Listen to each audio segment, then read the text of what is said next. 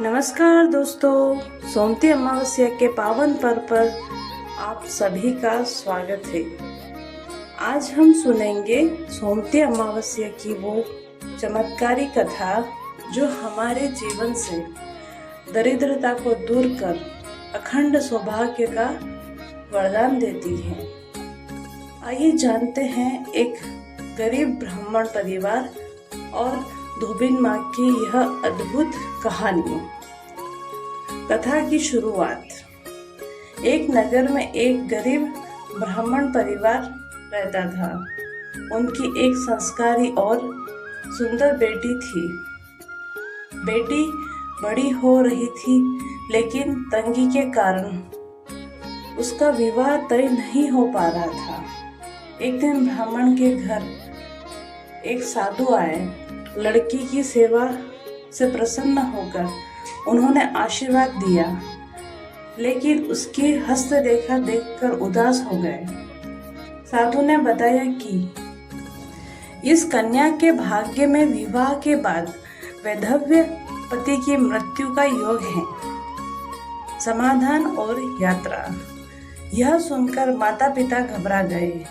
उन्होंने साधु से उपाय पूछा। साधु ने कहा, यहाँ से कुछ दूर एक द्वीप पर सोमा नाम की धोबिन रहती है। वह बहुत ही पवित्र और पतिव्रता स्त्री है। अगर यह कन्या उसकी सेवा करे और सोमा धोबिन अपनी शादी का सिंदूर इसके माथे पर लगा दे, तो इसका वैधव्य योग टल सकता है। साथ ही इसे सोमती अमावस्या का व्रत भी करना होगा। धोबिन की सेवा। ब्राह्मण की बेटी सोमा धोबिन के घर पहुंच गई। वह सुबह सुबह सोमा के जागने से पहले चुपके से उसका पूरा घर साफ कर देती, बर्तन मान देती और सारे काम निपटा कर छिप जाती। सोमा और उसकी बहू हैरान थे कि रोज सुबह उनका काम कौन कर जाता है।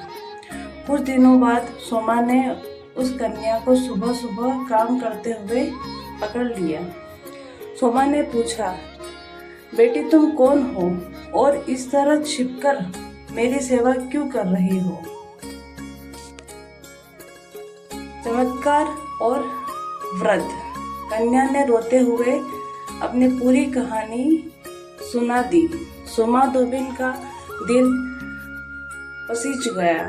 उसने तुरंत अपनी मांग से सिंदूर निकाला और उस कन्या की मांग में भर दिया।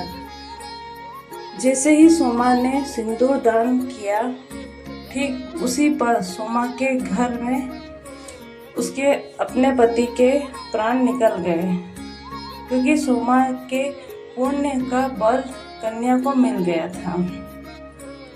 सोमा धोबिन घबराई नहीं।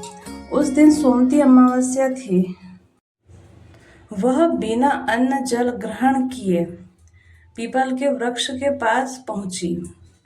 उसके पास कोई सामग्री नहीं थी, इसलिए उसने भंवर की लकड़ी और ईंट के टुकड़े से ही पीपल की 108 बार परिक्रमा की और भगवान विष्णु से प्रार्थना की। अंत फलश्रुति। सोमा के इस सच्चे व्रत और परिक्रमा के प्रभाव से पीपल के पेड़ में साक्षात भगवान विष्णु प्रकट हुए। उन्होंने सोमा के पति को दोबारा जीवित कर दिया और ब्राह्मण की बेटी का वैधव्य दोष भी हमेशा के लिए दूर हो गया। तब से सोमती अमावस्या के दिन पीपल की 108 परिक्रमा करने और दान करने का विशेष महत्व है। जो भी इस दिन यह कथा सुनता है, उसके घर में सुख समृद्धि हमेशा बनी रहती है। जय लक्ष्मी नारायण।